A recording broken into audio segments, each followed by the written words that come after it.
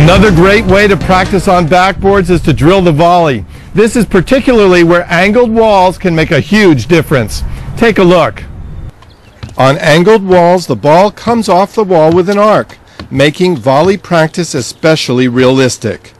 As compared to flat walls, where you have to hit the ball high up on the wall in order to create a rebounding arc that allows continuous play. In this section, we'll run through some basic and not so basic volley exercises to give you a bunch of options to choose from in your practice sessions. So let's play volley wall, and yes, spell wall with a W. Depending on your skill level, start off close with control volleys and then back up. I suggest adding some variations like catch and hit right off the bat.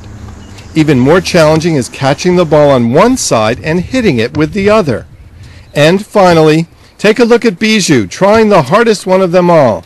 Volley against the wall, catch the ball, tap it up off the edge of the racket, and then volley it into the wall again. He makes it look easy, but you can be sure it took quite a lot of practice to get that one.